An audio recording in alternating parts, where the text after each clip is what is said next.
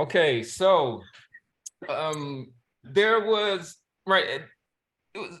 I mean, I want to be sensitive about this. I was kind of a little bit of a kind of a mental breakdown, but Teofimo Lopez needs a bit of a filter, right? I think he needs to be under that Kanye West rule where people need to kind of approve anything that he says or writes before it goes out, because he says a lot of things that kind of exposes his mental fragility, I would say.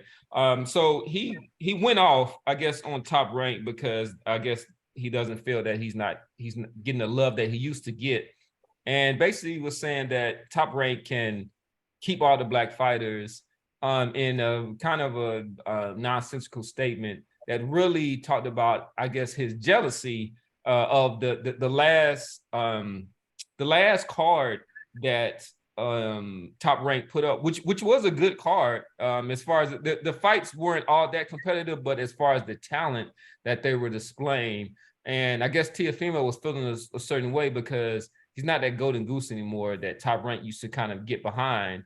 But it's all in his performances and in just what he's been doing in preparation of his fights. But in this last card, which featured Shakur Stevenson, but it highlighted fighters like Keyshawn Davis, Jared Anderson, and who's the coach? Who's the yeah, right. And these are all, to me, that just shows that Top Rank is they're into the street, and these are some all very strong, good upcoming fighters. And I will predict at least three out of those four that we kind of talked about are going to be future world champions. I'm not totally sold on the heavyweight just yet. Well, I mean, and of course, Shakur Stevenson is already a 2-weight division world champion. But we'll start back with you, Bosset. So, I mean, what are your thoughts on this outburst by Teofimo Lopez, and what do you think sparked it? This kid is delusional. Him and his dad, they both need to see psychiatrists. These guys are the epitome of the definition of narcissistic personality disorder. It's just straight up delusion. I didn't watch the interview in its entirety. The platform that he was on is a guy out of New York City who, to me, is kind of functions as the spokesperson for Teofimo and his pops. The guy is very, very, very critical of Devin Haney. Has had confrontations on his platform with Devin Haney's father. He's very, very chummy. He's mad. He's very, very cool with Teofimo and his. So I don't know what prompted because I don't know what his line of questioning was that made him say what he said. But without hearing what may have prompted it during the interview, I think you pretty much said it, Cam. I mean, the guy is he's feeling some kind of way because I don't think he doesn't think he's getting the shine or the promotion that he once did. And instead of looking at his performances, he's choosing to attribute it to something else. He didn't come right out and say it, but it seems like he feels that ESPN is choosing to prop up or put more promotional emphasis on the black fighters, which is very, very ironic, given that Terrence Crawford sued Top Rank several months ago for whatever he sued him for. I can't remember exactly what the language was. Something to that effect. And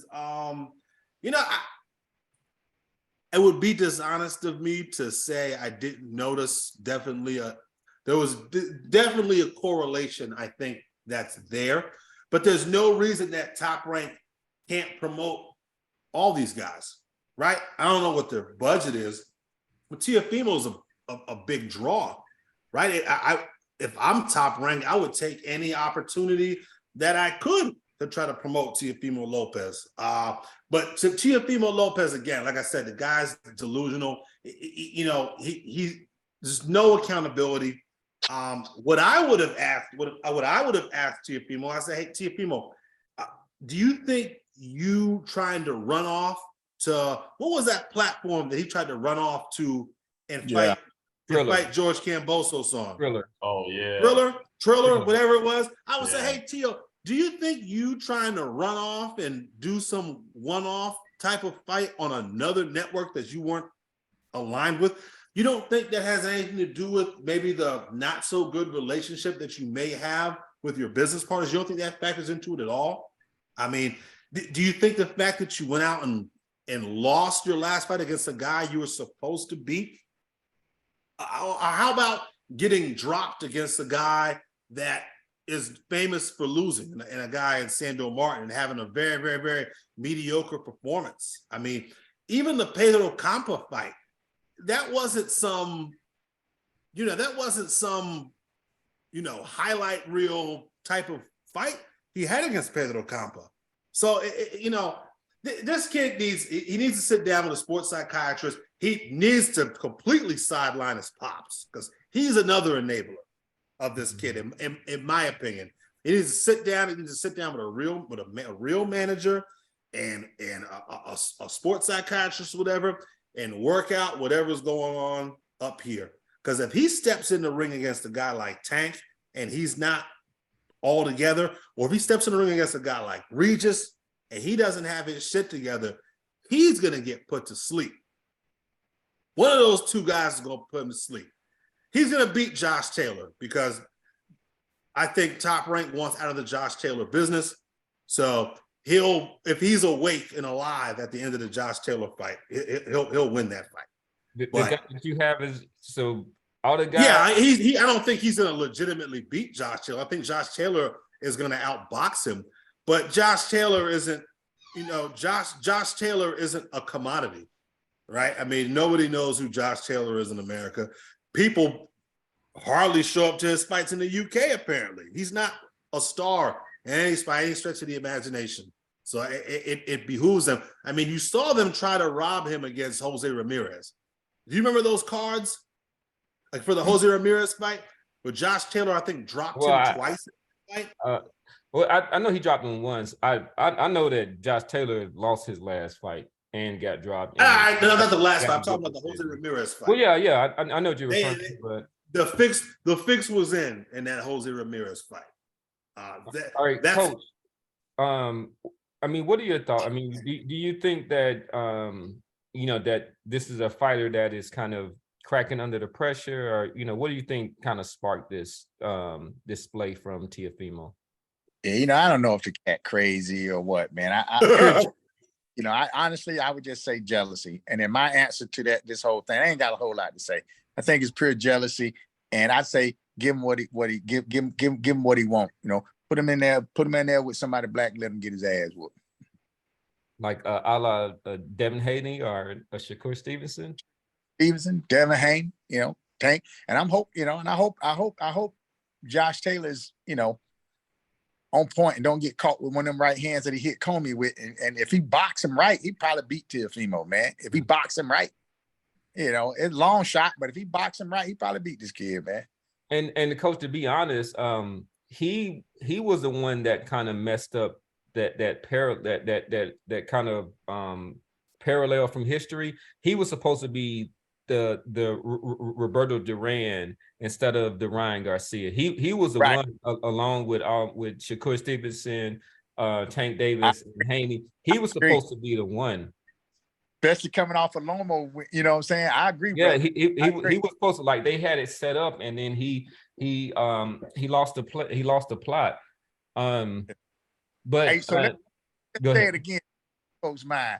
Yeah, he might be crazy. It's jealousy, but Top Rank, put him in there with a black fighter and let him get his ass whooped.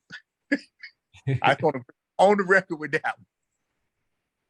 All right, let's round it out with the casual one.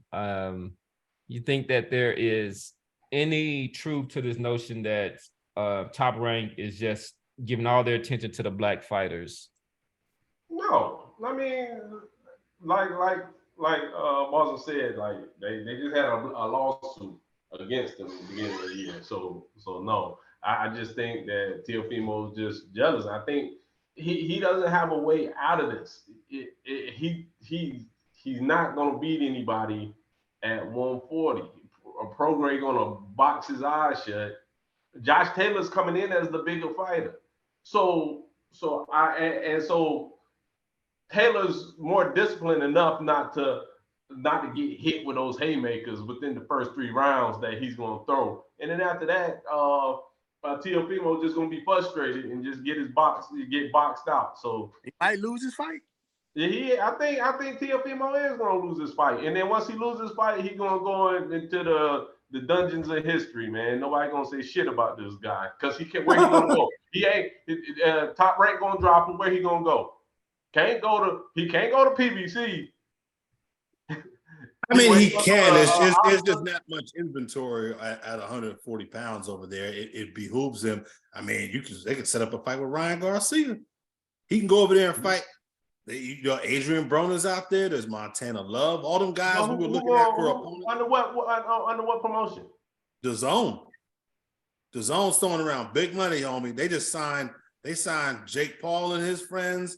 So they've got big bucks over there. Commodity. Once Teofimo gets boxed out this next fight, who gonna pay that money? If Don King is willing to pay Adrian Broner, whatever they pay Adrian Broner is a commodity. No matter how much people want to see him get knocked out. People gonna want to see Teofimo get knocked out now. He still does big numbers in New York City, man. If Tank and Teofimo were to announce that fight for the end of the summer, that fight would probably do just as much as the Ryan Garcia fight, if not more. Yeah, but to me, you don't. It doesn't seem like you're serious about boxing if you're signing Jake Paul and like his friends. Like you're serious about making money, but you're not serious as being a real player in a boxing game. Those guys are not. I don't know. I mean, they keep on investing money in boxing. It could have been very, very easy for them to say, you know what, we're not gonna put any more money into Matchroom. Matchroom go cut a deal with ESPN or Sky or something like that. Golden Boy, go cut a deal. I heard that they were hemorrhaging cash over there. Like, I think I said that they were hemorrhaging cash over there, but they got long money. They got Eddie Hearn and the people over there. They went to high school and college with guys who were billionaires, and they got long dough over there. So they just keep putting money back in. And eventually, especially, because Bob has wanted to sell Top Rank for a while now. That's out there. That's reported. He's not gonna we don't know what. You said what? He doesn't have a son. Oh, okay. His son died. His son died several years ago. Okay. PBC, after the summertime is over, what's going to happen if Paramount just says, you know what, Showtime, that's it, and we're not going to do boxing? So I don't know. We kind of got off topic there a little bit. You've been singing that dance for the last 2 years, Boston. Yeah, I know.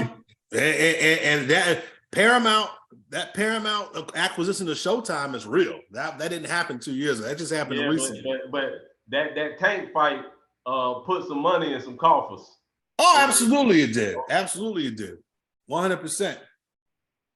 Yeah, and I mean, just to kind of put a ribbon on this, I just, I find it a bit ironic that I've only seen Top Rank, even with his his exodus to Triller and basically wasting a lot of time and money on there. I mean, they're still putting funds behind him. They had this whole promotion behind the take back and all these other things. This guy has just not been delivering. And to me, I think you're looking at a declining commodity at this point.